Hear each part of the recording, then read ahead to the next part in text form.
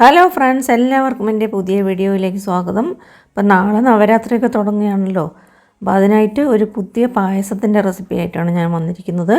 അപ്പോൾ നമുക്ക് 10-20 മിനിറ്റിൽ തന്നെ ഉണ്ടാക്കിയെടുക്കാൻ പറ്റും. അപ്പോൾ അതിനായിട്ട് നമുക്ക് ഒരു പാനിലേക്ക് ഒരു 1/4 ടീസ്പൂൺ നെയ്യ് ചേർത്ത് കൊടുക്കാം.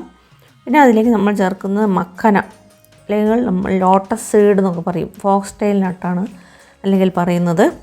അത് ചേർത്തിട്ട് നമുക്ക് ലോ ഫ്ലെയിമിൽ വെച്ചിട്ട് ഒരു 2 മിനിറ്റ് നേരം ഒന്ന് റോസ്റ്റ് ചെയ്തെടുക്കണം. അപ്പോൾ അത് കരിഞ്ഞു പോവാതെ ലോ ഫ്ലെയിമിൽ വെച്ചിട്ട് വേണം ചെയ്തെടുക്കാനായിട്ട്. അപ്പോൾ അത് നല്ലപോലെ ഒന്ന് വറന്ന് വരുമ്പോൾ നമുക്കത് ഒരു പ്ലേറ്റിലേക്ക് മാറ്റി വയ്ക്കാം. പിന്നെ അതേ പാനിലേക്ക് തന്നെ വീണ്ടും ഒരു 1/4 ടീസ്പൂൺ നെയ്യ് ചേർത്ത് കൊടുക്കാം. പിന്നെ അതിലേക്ക് നമുക്ക് കുറച്ച് കാഷ്യൂനട്ടും കുറച്ച് റൈസിൻസും മുന്തിരിയും കൂടെ ചേർത്ത് കൊടുത്തിട്ട്, ഉണക്കമുന്തിരി കൂടെ ചേർത്ത് നമുക്കൊന്ന് ഗോൾഡൻ കളറായി വരുന്നവരെ ഒന്ന് വറുത്തെടുക്കണം. കൂടെ തന്നെ ഞാൻ അവസാനമായി ഇതൊന്ന് ഗോൾഡൻ കളറായി വരുമ്പോൾ നമുക്ക് ആ മുമ്പേ വറുത്ത് വെച്ചിരിക്കുന്ന ആ മഖന, ഫൂൽ മഖന എന്നൊക്കെ പറയും അതിന്. അപ്പോൾ അത് നമുക്ക് അതിൽ നിന്ന് പകുതി എടുത്ത് നമുക്കിതിലേക്ക് ചേർത്ത് കൊടുക്കാം. അപ്പോൾ ഒന്നും കൂടെ ഒന്ന് റോസ്റ്റ് ചെയ്തിട്ട് നമുക്ക് ഇതൊന്ന് ഒരു പ്ലേറ്റിലാക്കിയിട്ട് മാറ്റി വയ്ക്കാം. ബാക്കിയുള്ള മഖന റോസ്റ്റ് ചെയ്ത് വെച്ചത് നമുക്കൊന്ന് പൊടിച്ചെടുക്കണം. അപ്പോൾ അതിലേക്ക് കുറച്ച് നമ്മൾ അണ്ടിപ്പരിപ്പും ബദാമും ഒക്കെ ചേർത്തിട്ട് നമുക്കത് പൊടിച്ചെടുക്കണം. അപ്പോൾ നമ്മളതിലേക്ക് ഈ പാനിൽ തന്നെ 2 കപ്പ് പാല് ചേർത്തിട്ടുണ്ട്. 1 കപ്പ് മഖനയാണ് ഞാൻ എടുത്തത്. അപ്പോൾ അതിന് നമുക്ക് 2 കപ്പ് പാല് ചേർക്കണം. അപ്പോൾ ഞാനിവിടെ ഫുൾ ഫാറ്റ് മിൽക്കാണ് എടുത്തത്. നിങ്ങൾക്ക് ഏത് പാല് വേണമെങ്കിലും എടുക്കാവുന്നതാണ്. ഈ ഫോക്സ് ടെയിൽ നട്ട് വന്ന് വളരെ നല്ലതാണ്. ലോട്ടസ് സീഡ് എന്നൊക്കെ പറയും. നമുക്ക് ആരോഗ്യത്തിന് വളരെ നല്ലതാണ്. അപ്പോൾ നമ്മൾ ഈ വ്രതമൊക്കെ എടുക്കുന്ന സമയത്ത് അത് ഉപയോഗിക്കുകയാണെങ്കിൽ വളരെ നല്ലതാണ്. അപ്പോൾ ഈ പാലൊന്ന് നല്ലപോലെ ഒന്ന് തിളച്ച് വരട്ടെ. തിളച്ച് വരുമ്പോഴേക്കും നമുക്ക് ഇത് പൊടിച്ചെടുക്കാം. അപ്പോൾ ആ മഖന, പകുതിയുള്ള മഖനയും അതിലേക്ക് ഒരു 5 കാഷ്യൂനട്ടും 5 ആൽമണ്ട്സും കൂടെ ചേർത്തിട്ട് നല്ലപോലെ ഒന്ന് നമുക്ക് പൊടിച്ചെടുക്കാം.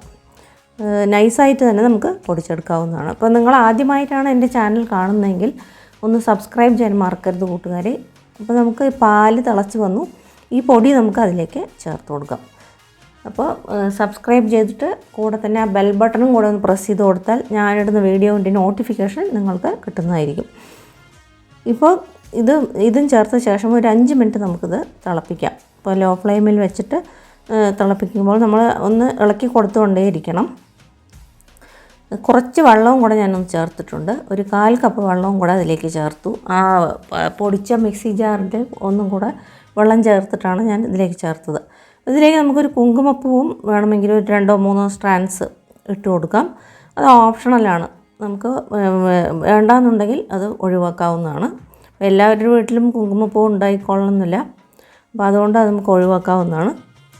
അപ്പോൾ ഇത് നല്ല ക്രീമി ടെക്സ്ചറിൽ വരും. ക്രീമി ആയിട്ട് വരുമ്പോൾ നമുക്കതിലേക്ക് റോസ്റ്റ് ചെയ്ത് വെച്ചിരിക്കുന്ന ആ മഖന പകുതി എടുത്ത് വെച്ചത് അതിലേക്ക് ചേർത്ത് കൊടുക്കാം. അതും ചേർത്ത് ഒരു 2-3 മിനിറ്റ് നല്ലപോലെ തിളച്ച് വരുമ്പോൾ നമുക്ക് അതിലേക്ക് ഒരു 1/3 കപ്പ് പഞ്ചസാര ചേർത്ത് കൊടുക്കാം. ഇത്രയും ചേർക്കുമ്പോൾ തന്നെ നല്ല മധുരമുണ്ടാകും. നിങ്ങൾക്ക് കൂടുതൽ മധുരം ആവശ്യമുണ്ടെങ്കിൽ ഒരു 1/2 കപ്പ് ചേർത്ത് കൊടുക്കാവുന്നതാണ്. ഇങ്ങനൊരു 2-3 മിനിറ്റ് നമുക്ക് നല്ലപോലെ ഒന്ന് തിളപ്പിച്ചെടുക്കാം. അപ്പോൾ നമ്മുടെ മഖന ഖീർ പായസം റെഡിയായി. അപ്പോൾ ഇതിലേക്ക് നമുക്ക് കുറച്ച് ഏലക്കായ പൊടിച്ചതും കൂടെ ചേർത്ത് കൊടുക്കാം, ഒരു 1/4 ടീസ്പൂൺ. അപ്പോൾ നല്ല സ്വാദുള്ള ഒരു പായസമാണ്. നമുക്കൊരു 10-20 മിനിറ്റിൽ തന്നെ ഉണ്ടാക്കിയെടുക്കാൻ പറ്റും. നിങ്ങളെല്ലാവരും തീർച്ചയായിട്ടും ഉണ്ടാക്കി നോക്കണം. ഉണ്ടാക്കി നോക്കിയിട്ട് അഭിപ്രായം അറിയിക്കണം. കുട്ടികൾക്കൊക്കെ വളരെ ഇഷ്ടപ്പെടും. വളരെ ഹെൽത്തി ആയിട്ടുള്ളൊരു പായസമാണ്. അപ്പോൾ ഈ മഖന ആരോഗ്യത്തിന് വളരെ നല്ലതാണ്. ഈ വീഡിയോ നിങ്ങൾക്ക് എല്ലാവർക്കും ഇഷ്ടപ്പെട്ട് കാണുമെന്ന് വിചാരിക്കുന്നു. വീണ്ടും ഒരു പുതിയ റെസിപ്പിയുമായി കാണുന്നവരെ നമസ്കാരം.